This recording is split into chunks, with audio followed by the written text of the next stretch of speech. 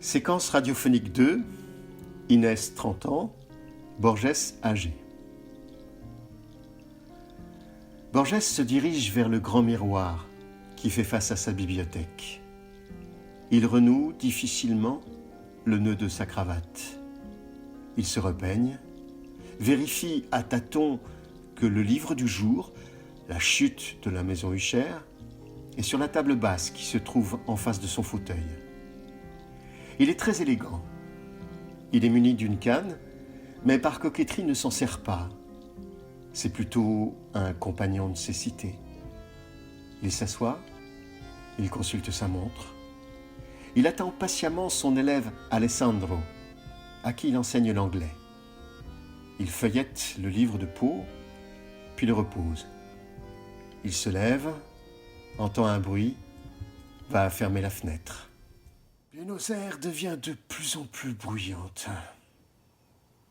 Je suis incapable de me souvenir des premières lignes du récit de Poe. Pourtant, je les savais par cœur. Il y est question d'automne, de nuages bas et lourds. Voyons, réfléchis. Les ombres du soir, une saison lugubre, c'était l'automne. Il y a aussi un cavalier dans la nuit. Que fait-il? Il se rend à la maison Usher.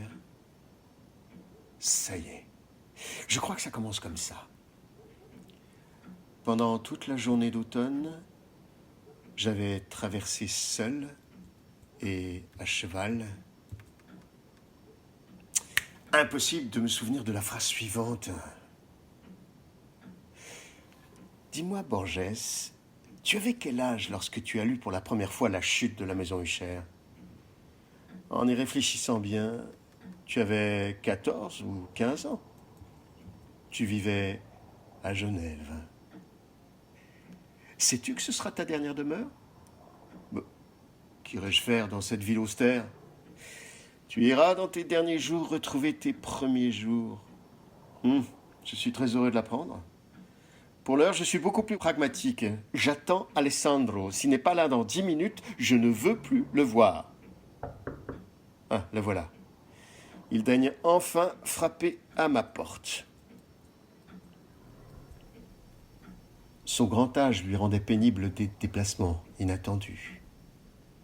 Oui, bien sûr, je viendrai prendre le thé chez vous à 17h, chère madame. Je vous assure, je n'ai besoin de rien.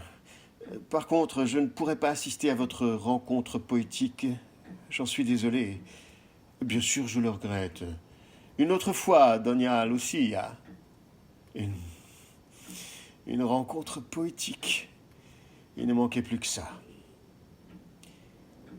Mais pourquoi avait-il traversé seul et à cheval une étendue de pays lugubres?